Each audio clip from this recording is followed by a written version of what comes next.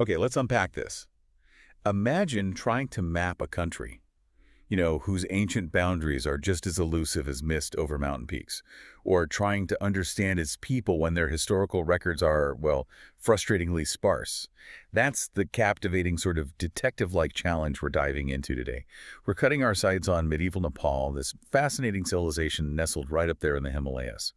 Our mission today is to delve into its often ambiguous territory, explore its incredibly unique geographical situation, understand the wonderfully diverse peoples who shaped its identity over centuries, and even, maybe, unravel the intriguing linguistic puzzle behind the very origin of its name. Hmm. Now, this deep dive is based on the collection of historical excerpts. They offer us these, tantalizing glimpses into a period where concrete data is often really hard to come by. Think of it as historical detective work. Every fragmented inscription, every observation from an ancient traveler, every bit of later scholarly analysis becomes a truly precious nugget of information. It really does. So our mission for you, the listener, is to gain a nuanced understanding of how historians painstakingly piece together the past when direct, definitive evidence is limited, all while focusing on the remarkable formation of one of the world's most geographically distinct nations. Our primary source material comes directly from a comprehensive historical text on medieval Nepal, specifically drawing from its foundational Chapter 1, which covers the territory and geographical situation, and then later sections that illuminate the fascinating story of its people and their languages. It's an exercise in bringing distant history to life, one clue at a time. Indeed, it's a masterclass in historical reconstruction, isn't it? What's truly fascinating here is how much we have to rely on the fragments that survive, and how those fragments, while invaluable, often open up more questions than they actually answer. When we talk about medieval Nepal, we're navigating a historical landscape marked by a significant absence of concrete contemporary sources. And this isn't just a minor inconvenience for historians. It creates a profound challenge. It makes precisely defining Nepal's territorial extension in ancient and medieval times almost impossible. This historical void, this kind of silence in the archives, is a core challenge. It leads to considerable confusion and makes any precise demarcation a formidable ongoing task for scholars. Yeah, it sounds less like drawing a map and more like trying to sketch an impressionistic painting, where maybe half the lines are missing and you're left to infer the rest. Yeah. So, with such a lack of definitive records, how do historians even begin to sketch out these boundaries? Are there any ancient accounts, however incomplete, that offers even a partial glimpse? We do have some, yeah. And this is where the detective work truly begins. One of the most foundational yet also perplexing accounts comes from the renowned Chinese Buddhist pilgrim Huinseng. This was during his extensive travels and stay in India between 629 and 644 AD. Huinseng, okay. Famous traveler. Exactly. His observations on Nipolo, which we understand as Nepal, provide us with some of our earliest and most crucial external insights. He meticulously noted it as a country situated at a distance of 1,400 or 1,500 lees, which for his time would roughly translate to 280 to 300 miles northwest of a ruined city. That was a significant landmark for his readers back then. Okay. He also positioned its capital about 100 li, or approximately 20 miles, northeast of the capital of the Frisi country. These are precious, if somewhat imprecise, geographical anchors from a period where such detailed external accounts were really quite rare. So he's giving us these relative distances from known points, which is a start, certainly, for a cartographer of his time. But how much detail does he actually provide about the landscape itself? Did he physically travel through the country, or was he merely reporting what he heard? Oh, he did travel through. And his description of the geography is surprisingly specific for its era. He explicitly mentions crossing some mountains and entering a valley, which he then estimated as being about 400 lit around. 400 lit around. Yes, and this specific detail, the 400 li circumference, almost unequivocally refers to the Kathmandu Valley, which, has consistently been recognized as the historical, cultural, and political heartland of Nepal throughout the ages. Makes sense. The valley. But this is where his account takes a dramatic turn and introduces considerable scholarly debate. He then makes a much broader statement, estimating the entire country to be about 4,000 li. Whoa. Or an astonishing approximately 1,300 miles in circuit, and notes its situation among the snowy mountains. Wait, 4,000 leaf. That's an absolutely massive jump from a 400-li valley. To put that in perspective for you listening, that would be like suggesting a small city-state was actually the size of, I don't know, a modern-day medium-sized country. That seems like an enormously exaggerated circumference for medieval Nepal, especially given its later perceived and actual size. Yeah. When you first encounter a figure like that, how do scholars grapple with such a seemingly enormous estimate? Is it interpreted as a literal border or like something else entirely? This is precisely where Huensang's observations, while foundational, introduce significant complexity. They've been a source of much scholarly discussion. This 4,000 li circumference, for instance, is widely argued by many historians to be an exaggerated estimate. Okay, exaggerated. They posit that it might not be referring to Nepal's sovereign, strictly defined territorial borders at all, but rather to a much expanded area under Nepal's cultural, political, or perhaps even commercial influence at the time. Influence, not necessarily direct control. Exactly. Imagine a kingdom not just with its direct administrative reach, but also its network of tributary states, trade routes, or regions where its cultural practices or religious traditions held sway. It's hard to reconcile such a vast geographical extent with what we understand of a medieval state capacity. Yeah, that seems much more plausible. So this discrepancy compels us to distinguish between a kingdom's core territory and its broader sphere of political or cultural influence, which is a critical aspect of interpreting historical records, especially when concrete data is scarce. So it's less about a hard line on a map and more about understanding a shimmering, sort of fluid sphere of influence, which frankly makes a lot more sense for ancient and medieval kingdoms. Hmm. So if Huensang is giving us this potentially grander, more fluid picture, what do other historians say about the actual, more defined core area? Right. Well, historian H.C. Ray, for instance, offers a strong counterargument to that expansive interpretation. He suggests that, contrary to the 4,000 li estimate, the kingdom was no larger than the area covered by the valley. Just the valley? Just the valley. This view directly challenges the idea of a vastly extended ancient Nepal based solely on Huensang's grander estimate. Ray's argument is rooted in the limited evidence we have for large-scale administrative control or significant cultural development outside the valley during that specific period. What's truly fascinating here is how a single traveler's observations, like Huensang's, become foundational. Yet they also introduce complexity, forcing historians to engage in this delicate balance of interpretation, weighing evidence, debating the nuances of territorial definition in a pre-modern world. That makes perfect sense. The core valley, then, was the undeniable heartland. Did Huensang's travel route give any more clues about where Nepal actually sat in relation to other major historical areas, maybe confirming its somewhat isolated nature? Yes, his onward journey provides further context. He describes traveling from Nepal back to Vaishali, or Faishali as he called it, a historically significant city in ancient India. Okay. From there, he recounts crossing the Ganges to the south, eventually arriving at Mokito, which is Magadha, another powerful ancient kingdom. He notes quite tellingly that the direct path through Nepal to Vaishali was a little circuitous for him. A little circuitous. Interesting phrasing. Isn't it? It Yeah. implies it wasn't the most direct or conventional route for someone traveling through the Indian subcontinent's major centers.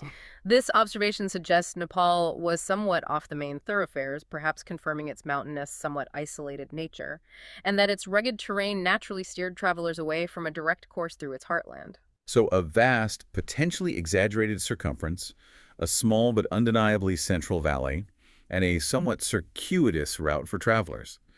It sounds like nature itself played an enormous, perhaps even the dominant role in defining Nepal's historical boundaries, even more so than human decrees or military might. What were these natural frontiers? Absolutely. The formidable natural geography of the region played a pivotal role in shaping Nepal's historical boundaries. It often dictated where populations settled and where political control could be effectively extended. One of the most significant natural frontiers was an 8-mile-wide forest belt located in the Terai region. 8 miles wide, that's substantial. It really is. This dense, often impassable forest was a formidable natural barrier stretching across the southern border of the valley. Historically, the northern part of the Terai, immediately adjacent to the valley, belonged to Nepal, while the southern part was typically under the control of North Bihar and North Bengal in the Indian subcontinent. It was a real geographic and ecological divide. An 8-mile-wide forest belt sounds like a serious deterrent, almost a natural fortress. But was it just its density that made it such an effective barrier?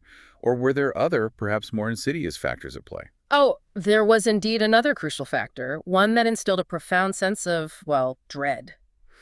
This forest belt was famously known for its unhealthy climate, particularly the rampant prevalence of malaria. Malaria. Right. Exactly.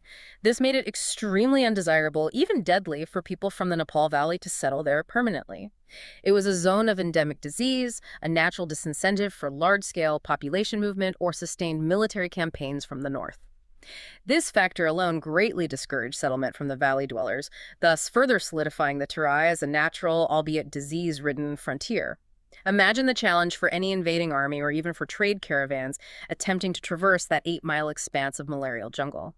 It created a distinct ecological and indeed a human separation. So not just a physical barrier, but a biological one too, shaping human movement and settlement patterns. That's fascinating. Beyond the Terai, what about the more iconic features? The rivers and the mighty mountain ranges. Nepal is, after all, a land forged by the Himalayas. Precisely. The Gandak and Koshi rivers are mentioned as crucial geographical markers. And these aren't just single rivers, but entire systems. The source also points to the 7 Gautaks and 7 Koshis mountain ranges. 7 of each, wow. Yeah, suggesting complex, multi-layered topography that further contributed to natural divisions and defenses. These mountain ranges are incredibly rugged, making passage difficult and often restricting large-scale movements of people or armies. Within the Nepal Valley itself, the Bagmati and Visnumati rivers are highlighted as central waterways, providing fertile ground and essential resources for the core population. And, of course, the Shuria Range, a northern foothill range, acts as another significant geographical feature, often marking the initial ascent into the Himalayan foothills. These natural features collectively provided a degree of protection and defined natural limits, even as political control shifted over time.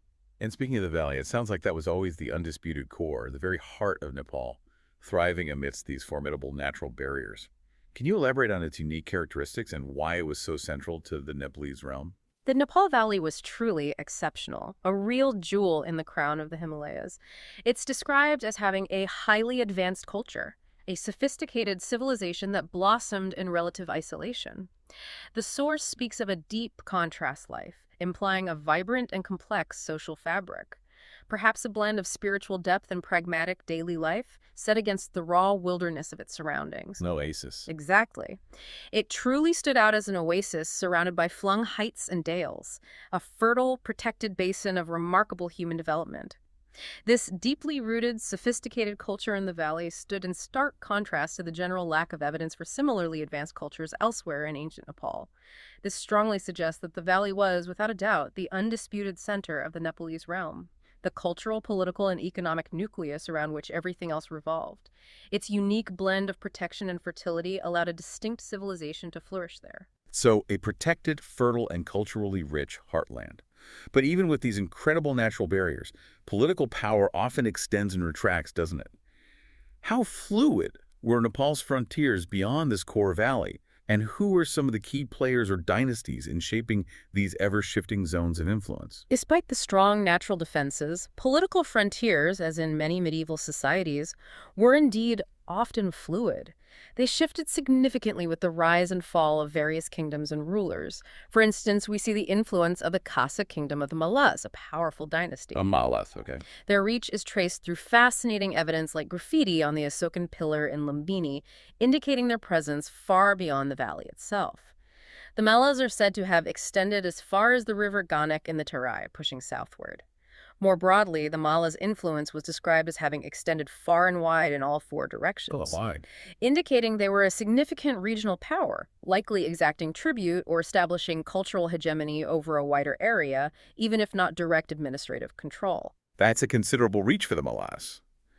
But how does that square with Ray's argument that the kingdom was no larger than the valley itself? Was the Mallas' reach primarily military, or more about cultural and trade influence? And what about other dynasties or rulers who tried to expand or consolidate their hold beyond the valley? That's an excellent point, and it really highlights the ongoing scholarly debate. Ray's argument often refers to the core administrative territory.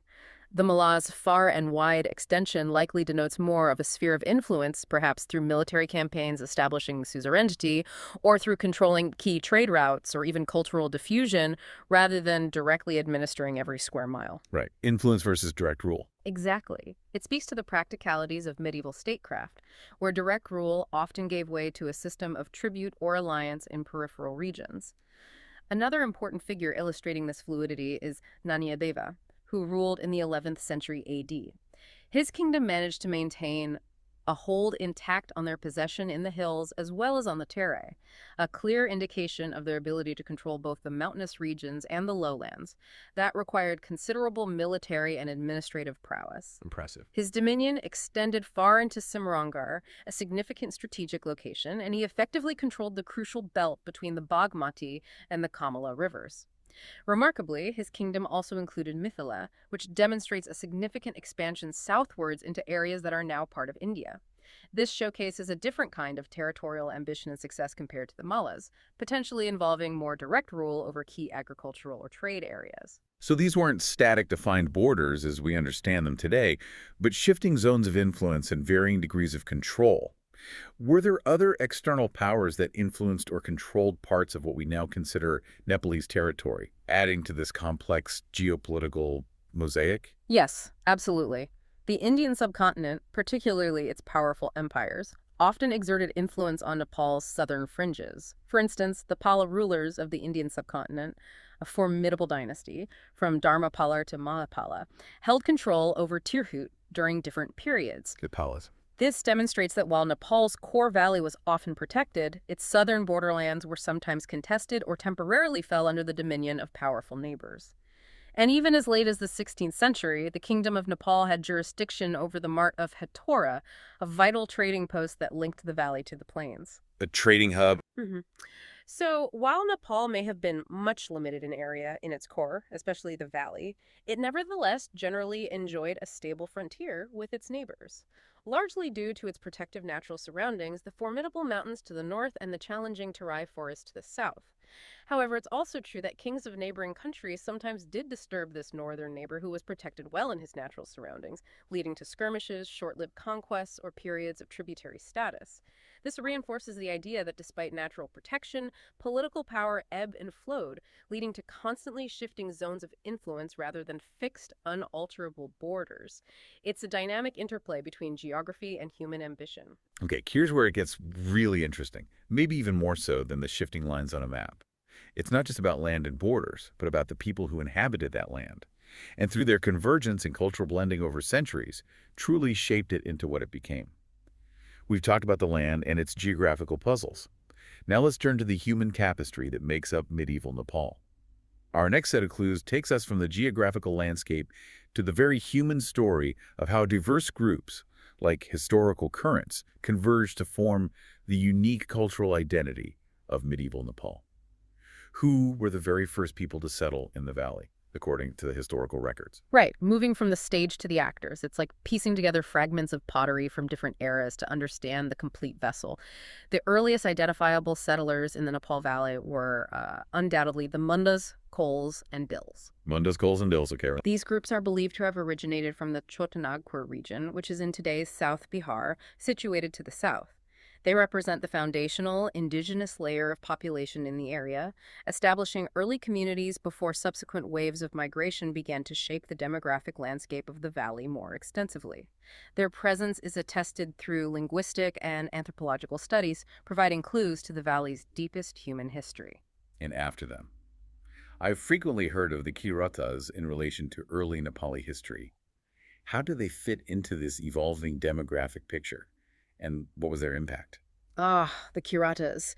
They were a very significant next wave, truly leaving an indelible mark. They are described as having been initially pushed into the hilly area of the sub-Himalayan tracts, suggesting a prior presence in the broader region, and subsequently moved into the valley itself. The sources characterize them as a vigorous race, implying their resilience, perhaps military prowess, and a strong cultural identity. A vigorous race. Yeah. They had a profound influence on Nepal's culture, introducing novel, dominant features. This wasn't just a simple addition. They actively shaped the valley's emerging identity. They are believed to be of Indo-Tibetan or Indo-Chinese origin, bringing linguistic and cultural elements distinct from the earlier indigenous groups or those from the Gangetic Plains. Their perceived superiority over the Dravidian-speaking predecessors suggests a dynamic interaction, perhaps through conquest or cultural assimilation, leading to their eventual dominance and the deep intertwining of their heritage with the valley's identity. So we have indigenous groups, then the vigorous Kiratas pushing in and shaping the culture. What other significant waves of migration contributed to this incredible composite race you mentioned earlier, building layer upon layer of cultural influence? Following the Curatas, the human tapestry continued to grow more complex. The second wave of immigrants were the Dravidians. These groups were comprised and swept into the valley from the Gangetic Plains to the south. They brought with them distinct cultural and linguistic layers, adding to the already diverse population. Dravidians from the south. Then the Aryans, who had came as far as the Gangetic Plains, also played a crucial role. Aryan families, mostly belonging to priest and warrior classes, formed yet other groups of settlers who mixed with the local populace. This wasn't necessarily a hostile takeover, but often a process of integration, intermarriage, and cultural exchange, where dominant groups contributed their knowledge and social structures. So mixing in? Pretty much. Additionally, there were already Indo-Mongoloid tribes residing in the region, adding to the pre-existing diversity. And later, groups of Indo-Tibetan origin, such as the Mons and Khmers, further contributed to this intricate blend, arriving through different mountain passes and settling into various niches. Wow. That's a remarkable convergence of so many different groups.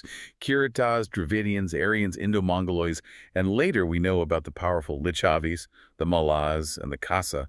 How did all these distinct populations, each with their own traditions and languages, eventually come together to form what is described as Nepal's unique composite race? What did that process of integration look like? It was a gradual but incredibly powerful process of assimilation and cultural synthesis. The local population was overwhelmed by these successive waves of migration, not necessarily through complete displacement, but through profound cultural and genetic intermingling. Right. Overwhelmed but merged. Exactly. They essentially merged with the emigrants who had concurrently imposed their dialect, meaning the languages and social structures of the dominant incoming groups began to influence or even supersede those of the existing populations. It's incredibly challenging, even for scientific examination of anthropological data, to determine the exact degree of intermixture. We can't put a precise percentage on it. But what's undeniably clear is that the resulting integrated race personality is indeed of composite types. This constant influx and blending of diverse peoples from various origins, some from the south, others from the north and east, created a unique cultural and genetic tapestry in the valley. A real melting pot. Truly. What's insightful here is how this continuous layering, rather than a single founding culture, forged an identity of incredible adaptability and synthesis, a fundamental characteristic that persists in Nepal even today. It's a testament to how human societies can absorb and transform diverse influences into something uniquely their own. It sounds like a true melting pot, as I said earlier, but one that took centuries to simmer and blend. Given this extensive merging, were there any groups that managed to remain distinct, perhaps due to geographical isolation or particularly strong cultural resilience? Yes, absolutely. The Tharas are a prime example of a distinct group that largely maintained their unique identity amidst this broader process of cultural assimilation. They're primarily located in the inner Terai, or lowlands, that region we've already discussed as being characterized by its unhealthy climate due to malaria. Back to the Terai and the malaria buffer. Precisely. This geographical buffer undoubtedly played a role in their preservation of distinctiveness. Crucially, the Tharas were not politically united with Nepalese, meaning their settlements often remained distinct from the political control emanating from the Nepal Valley.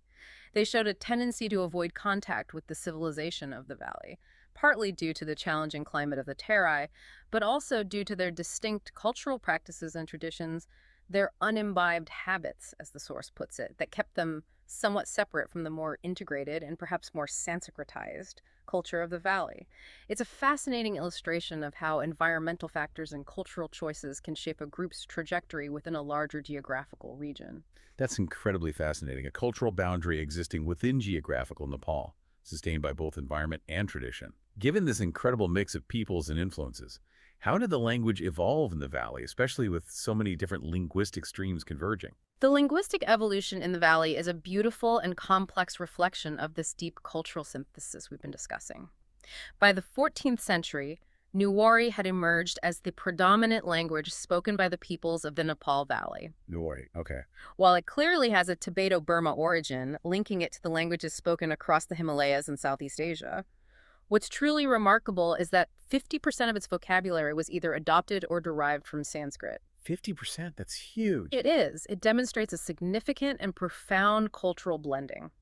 Sanskrit, the ancient Indo-Aryan language, brought a rich vocabulary from religious, philosophical, and administrative spheres.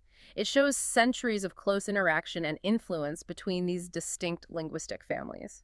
50% from Sanskrit. That's a huge influence on a language that has Tibeto-Burman roots. So was Sanskrit still in use, or did Newari completely take over as the sole language? Sanskrit certainly maintained a privileged position. It continued to be used as the official language in records, inscriptions, religious texts, and scholarly discourse, even as Newari gained prominence as the spoken, everyday language of the people. This dual linguistic reality shows how different languages serve different functions within the society. Sanskrit for formality, religion, and learned communication, and Newari for daily life and popular culture. A bilingual elite, perhaps. Likely, yes, especially among the literate and ruling classes. Newari itself has interesting linguistic features. It's noted for its monosyllabic etymology, meaning its root words are single syllables and all its derivatives have been received in monosyllabic form. That's a fascinating linguistic detail. Could you give us a tiny example, even a hypothetical one, of how that monosyllabic etymology might have manifested in Newari word formation, especially contrasting it with the more complex Sanskrit? Certainly. Think of it this way. Instead of a root word changing its vowel or adding complex prefixes and suffixes to indicate tense or plural, as often happens in Sanskrit or many Indo-European languages, Newari tends to build more like modular blocks. A single distinct syllable might represent a core concept, say go. To indicate when or going, you might add another separate simple syllable, keeping the core sound structure very direct and efficient. Like building blocks, okay. Exactly. This contrasts sharply with Sanskrit's highly inflected nature, where a single word might carry multiple grammatical meanings within its complex structure. It's a testament to how Newari maintained its foundational Tibeto-Burman characteristics while embracing the lexical richness of Sanskrit. So Newari became the vibrant voice of the people, a linguistic hybrid heavily influenced by Sanskrit. How did these unique linguistic dynamics, coupled with the religious landscape, shape the overall culture of the valley? What was the ultimate cultural synthesis? Well, if we connect this to the bigger picture, the linguistic evidence, particularly that remarkable blend of Tibeto-Burman and Sanskrit in Newari, tells us a powerful story.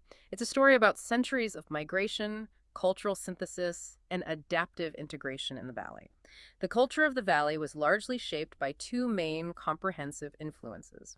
First, the prevalence of Sanskrit Buddhism, indicating a strong Buddhist tradition, rich with Sanskrit texts and philosophies, which profoundly influenced art, literature, and thought. Sanskrit Buddhism. And second, the comprehensive influence of Newari as the everyday language and cultural medium. These two forces, one scholarly and spiritual, the other popular and immediate, truly forged the unique, sophisticated cultural identity of the Nepal Valley as we understand it, creating a distinct civilization that absorbed and transformed external influences into something entirely its own. And now, for perhaps the deepest dive of all, what's in a name? We're talking about the very identity of a nation, wrapped up in a linguistic puzzle that spans centuries. We've charted Nepal's physical and human landscapes, seeing how geography shaped its borders and how diverse peoples forged its unique culture. But what about the very word we use for this nation? Our final puzzle piece in this deep dive is perhaps the most fundamental question of all. How did Nepal or Nepali get its name? This is a truly fascinating yet intensely debated question. It's a linguistic mystery that speaks volumes about its hidden past. The core inquiry revolves around whether the name Nepal or Nepala has a Sanskrit origin, as many ancient place names often do in the Indian subcontinent, or if it's derived from an earlier indigenous non-Sanskritic term that was later Sanskritized, a common process when cultures interact. So a linguistic chicken and egg situation. What's the strongest argument for a non-Sanskritic, more indigenous origin for the name? Well, the argument for a non-Sanskritic origin suggests that Nepa or Nepala was an original expression from an earlier indigenous language or dialect, perhaps predating significant Sanskrit influence. A key piece of evidence supporting this theory comes, once again, from our friend the Chinese pilgrim Hiuen Tseng. Him again. Yes. As we discussed, he referred to the country as Nipolo back in the 7th century AD. This distinct pronunciation, particularly the Nipo syllable, suggests a non-Sanskritic root for the name at that specific time, before full Sanskritization might have occurred.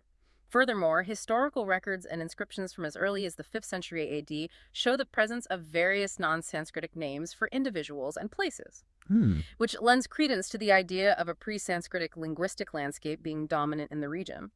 It's also noted that the term Nipa came in vogue about the time the Kirati tribe secured complete dominance over the valley, further linking it to an earlier, non-Aryan, likely Tibeto-Burman influence. This implies the name could have originated with these early, powerful groups. That makes a compelling case for an older indigenous root, especially linking it to the Kiratas. But what about the Sanskrit theories? Are there specific Sanskrit derivations scholars have proposed, attempting to connect the name to a Sanskrit linguistic heritage? Yes, there are. Scholars like the renowned French Indologist Sylvain Lévy, for example, suggested that Nipa could be derived from the Sanskrit word nipa. Nipa. Yes, nipa, which has multiple meanings, including foot of a mountain or even referring to an asoka tree. The logic here is to find a plausible Sanskrit word that phonetically or semantically relates to the name, linking the country to its geographical features or prominent flora. However, this is precisely where the controversy truly deepens. There's a significant debate around whether Nepala was the original form that was later simplified to Nipa, or if it was, in fact, a Sanskritized version of an earlier non-Sanskritic term like Nipa. Ah, the chicken egg again. Exactly. While forms like Naipala and Nepala are grammatically correct Sanskrit forms, and they do appear in classical texts, this grammatical correctness doesn't definitively prove that their origin lies solely in Sanskrit. It could simply be a process of adapting a pre-existing non-Sanskritic word into Sanskrit grammar for broader acceptance and integration into the literary tradition. The debate centers on chronology and original linguistic provenance. So the linguistic correctness within Sanskrit doesn't actually settle the historical origin. That's a crucial distinction in etymological detective work. What about the connection to the terms Newar or Newari? How does that play into this complex etymological puzzle, especially since we know Newari became the dominant language of the valley? This connection is indeed very significant, and it adds another layer to the mystery. There's a close linguistic relationship highlighted between Nepa and Newara. The source notes, quite interestingly, that the term Nepa, as a standalone ancient expression for the country, is unknown either to the present generation or to legends. Really? So Nepa itself isn't widely remembered. Apparently not in that exact ancient form, according to this source, implying that the very ancient term Nipa itself isn't commonly recognized today, or in traditional folklore, as the country's original name. However, the term Newara has been consistently used since at least the 17th century to describe the language and people of the valley, that is, the Newari people, and their distinctive language. What's even more compelling is that by the 15th century, the Newari language was sometimes explicitly referred to as Nepalafa, Nepal. which literally translates to language of Nepal, directly linking the language name to the country's name. This suggests a powerful, perhaps even inextricable linguistic bond between the people, their language, and the land itself, where the identity became intertwined. So it's almost like the name of the people and their language became so deeply intertwined with the country itself that they're almost synonymous. Does this strong linguistic link, then, finally help us nail down the definitive origin of Nepal, and does it give us the final answer? Unfortunately, as is often the case with ancient historical puzzles where definitive records are scarce, it doesn't provide a definitive, conclusive answer. This source explicitly states that the reasoning that Nepala was derived from Nepa was not absolute, and acknowledges that while the connection between Newar Newari and Nepa Nepala is strong, the precise chronological and etymological journey remains debated. Ultimately, the origin is still a matter of choice among scholars based on which linguistic or historical evidence they prioritize. Still a matter of choice. Fascinating. Isn't it? Some will lean towards an indigenous root, later Sanskritized, given the Kirata connection in early Chinese accounts. Others might argue for an ancient Sanskrit derivation, emphasizing textual references. This raises an important question for us, doesn't it? How do names, often rooted in obscure histories and complex linguistic evolutions, continue to shape identity and understanding in the present? The very act of a nation carrying a name whose origin is still debated centuries later underscores the incredible layers of history and cultural blending that define it. It's a powerful reminder that history isn't always about definitive answers, but about the ongoing interpretation of scarce clues and the rich stories that emerge from those debates. That's something truly profound to consider as you go about your day. We've journeyed through the elusive boundaries of ancient Nepal, navigated its challenging and protective geography, witnessed the incredible fusion of diverse peoples that shaped its vibrant culture, and grappled with the intriguing linguistic mystery of its very name.